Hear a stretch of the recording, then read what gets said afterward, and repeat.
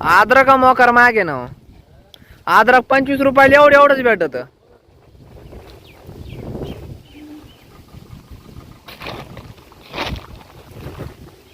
भेंडी चालले भेंडीच्या सरीत.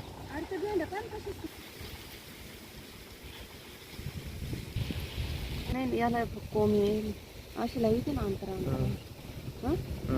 आता हे 2 फुटाला घेऊन राहील का रे आपल्याला पाणी टाकायचं. नळी का हा पण घेऊन राहील का आपल्याला आपण अद्रक लावलेला त्याला उगायला किती दिवस लागायचे. मग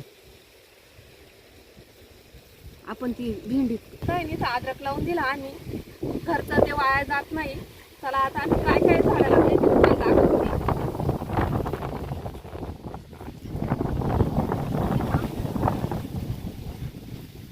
चाल पुढं.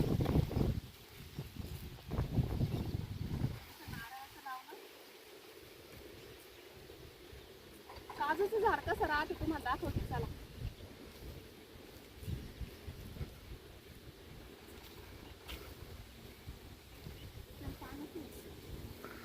नको नको दाखवू.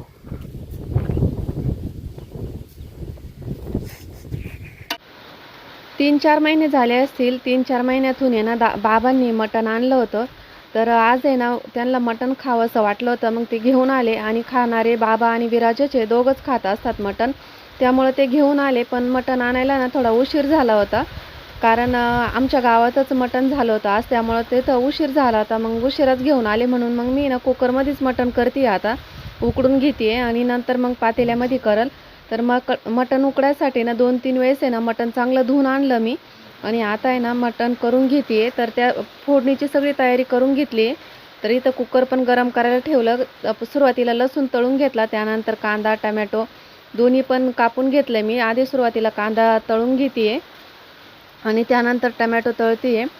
तर आज आहे ना चुलीवरच करायचं होतं पातेल्यामध्ये. पण बराच वेळ झाला होता आणि मटण शिजायला बराच उशीर लागतो ना. त्यामुळं कुकरमध्येच टाकलं.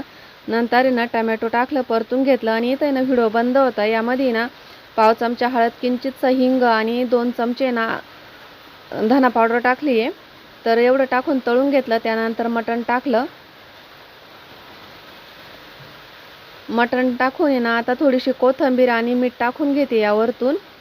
आणि असंच आहे ना 5-1 मिनटं आहे ना झाकून ठेवते. म्हणजे आहे ना मिठाला पाणी सुटतं आणि त्या पाण्यामध्ये पाण्याचा अर्क आहे ना हा मटणामध्ये जातो आणि मटण खायला छान लागतं. तर आता कोथिंबीर टाकून दिली. आता असंच झाकण लावती. आणि एका साईडला आहे ना मी पाणी पण गरम करून आणलंय घरामधून. आणि हे कुकर आहे ना मी चुलीवरच वापरते, गॅसवर वापरत नाही. त्यामुळे आहे ना मटणासाठी स्पेशल कुकर आहे हे, दुसरं कुकर नाही घेत मी. तर असं आता आहे ना 5-1 मिनटं झाली आणि मटण आहे ना चांगलं परतून घेतलं. त्यानंतर आहे ना गरम पाणी टाकलं ग्लास भरून आणि आता कुकरला झाकण लावून देते.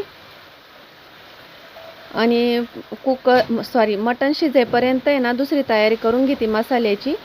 त्याच्यात बघा वातावरण पण इतकं छान झालं आहे ना. आता मी तुम्हाला दाखवते. संध्याकाळचं वातावरण आहे पण खूप छान झालं आहे. 7:30 वाजेचं वातावरण आहे. इतकं छान झालं तर म्हटलं चला तुम्हाला पण दाखवा वातावरण कसं झालं आहे ते. तोपर्यंत आहे ना आता मी मसाला करून घेते आहे. तर बघा मी मसाला आहे ना करून घेतला आहे, वाटून पण आणला आहे. तर मी 2 कांदे घेतले होते चुलीमध्ये भाजून. थोडंसं खोबरं, अद्रक, लसूण, कोथिंबीर याचं सर्व वाटण करून घेतलं आहे. त्यामध्ये थोडंसं टमाटर पण टाकलं आहे आणि कोथिंबीरच्या काड्या टाकल्या आहे. आणि इथं सर्व तयारी करून घेतली आहे. मटण पण उकडलं आहे चांगलं. आणि आता कढई ठेवली मी चुलीवरती. कढईमध्येच मी भाजी करणार आहे. तर बघा छान असं मटण पण उकडलं आहे. तर आता आहे ना कढईमध्ये मसाला तळून घेते मी. तर याच्यात आहे ना कोथिंबीरीच्या काड्या थोड्या जास्त झाल्या माझ्याकडून. त्यामुळे ना त्याला थोडासा हिरवा कलर आला आहे. काही हरकत नाही, पण चवीला 1 नंबर झालं होतं. दोघांनी पण आवडीने खाल्लं. तर आता आहे ना मसाला तळून घेते हा चांगला. मसाला तळून घेतला की मटणाला पण टेस्ट छान येते आणि तरी पण येते. तर आता तेल सुटेपर्यंत आहे ना मसाला तळून घेतला. तर पहिले ना आमच्या तिथं म्हणजे रविवारी मटण असायचं. पण आता आहे ना शक्यतो जास्त मटण होत नाही. बरेच दिवस झाले होते तेव्हा, म्हणजे 3-1 महिने झाले असतील तेव्हा बाबांनी आणलं होतं. त्यानंतर आत्ताच आणलं आहे. तर आता ह्यामध्ये ना मसाले टाकते. 2 चमचे काळा तिखट टाकलं, 1 चमचा धना पावडर टाकलं पाव चमचा हळद टाकली आहे. हे सर्व मसाले ना तेल सुटेपर्यंत चांगले तळून घेते. तेल सुटेपर्यंत तळलं का त्यानंतर त्यामध्ये मटण परतून घेणार आहे मी. आणि दोघांपुरतीच भाजी आहे त्यामुळे भाजी थोडीशीच करणार आहे. तर बघा मटण पण छान शिजलं आहे.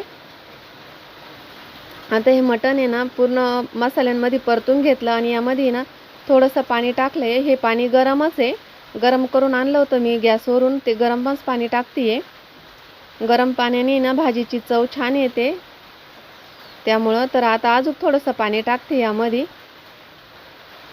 आणि आता छान अशी भाजी शिजू देते. तर 5-1 मिनटं आहे ना भाजी चांगली शिजून दिली ना तर मस्त अशी तरी पण येईल. तर बघा 5-1 मिनटं भाजी चांगली शिजली आहे, तरी पण आली आहे छान अशी आणि मस्त भाजी झाली दोघांपुरती. तर आता आहे ना मी लगेच पोळ्या करून घेणार आहे, म्हणजे लगेच दोघं पण जेवण करून घेतील. तर चला आता भाजी पण झाली आणि आता आहे ना मी धिरडे करणार आहे. पोह्यांचे धिरडे धिरडे नाही थालीपीठ करणार आहे पोह्यांचे. तर त्याची पण तयारी चालू आहे. तर आता आहे ना इथं भाजी झाली तर म्हटलं पोळ्या करून घेऊ, म्हणजे त्यांना ते दोघं आहे ना जेवायला बसतील. म्हणून मग मी आहे ना इथं चुलीजवळच आली होती. पीठ भिजून आणलं आहे मी, सर्व तयारी करून आणली पोळ्यांची पण. आणि आता आहे ना कढई उतरून ठेवते आणि पोळ्या करून घेते. तर पोळ्या झाल्या, बाबांते ते जेवण करून राहिले आणि इथं आहे ना मी थालीपीठाची तयारी करत होती. पोह्यांचे थालीपीठ करते इथं आमच्यासाठी. तर मी काय केलं, 1 वाटी पोहे भिजत घातले होते, त्यामध्ये ना 1 गव्हाचं पीठ घेतलं, 1 वाटी डाळीचं पीठ घेतलं आणि आपले मसाले टाकले आणि मस्त असे थालीपीठ तयार केले मस्त कुरकुरीत. आणि ते ना पॉलिथिनच्या पेपरवर थापले, नंतर हातावर घेऊन मग तव्यावर भाजून घेतले. पण आता आहे ना व्हॉइसवर करते ना तर पावसाचा आवाज येत असेल तुम्हाला. आमच्या पत्र्यावर आहे ना थोडासा पावसाचा आवाज येतोय, तो आवाज येत असेल याच्यामध्ये. हे बघा मस्त असे थालीपीठ आहे ना दह्याबरोबर किंवा सॉसबरोबर तुम्ही खाऊ शकतात. तर आजचा व्हिडिओ कसा वाटला कमेंटमध्ये नक्कीच सांगा. आवडल्यास लाईक, शेअर आणि सबस्क्राईब